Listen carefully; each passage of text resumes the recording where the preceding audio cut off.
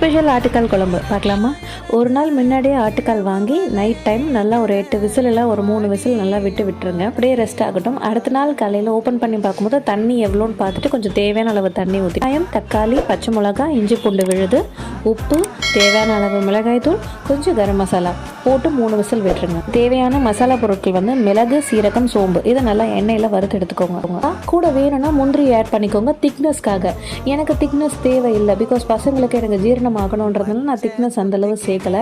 நல்லா இந்த குக்கரில் இந்த 3 விசில் வெந்த உடனே இப்போ இதை தாளிக்கணும். பட்டை, கிராம்பு, லவங்கம் இதை போட்டு தேங்காய் எண்ணெயில் தாளிங்க. அந்த வாசனை ஃப்ளேவர் சூப்பராக இருக்கும். தாளிச்சிட்டு இந்த கொதிச்ச பொருளெல்லாம் ஊற்றிட்டு வச்ச விழுது இருக்குங்க இல்லையா, அதை இதில் மிக்ஸ் பண்ணி இன்னும் ஒரு 2 விசில் விடுங்க. விட்டு எடுத்திங்கன்னா சூப்பரான ஆட்டுக்கால் குழம்பு ரெடி. சின்ன குழந்தைங்களுக்கு செய்கிறதா இருந்தால் ரொம்ப முந்திரி தேங்காய் சேர்த்துக்க வேண்டாம். பெரியவங்களுக்குன்னா சேர்த்துக்கலாம். ஓகேங்களா? இந்த வீடியோ பிடிச்சிருந்தா கண்டிப்பாக லைக் பண்ணுங்கள்.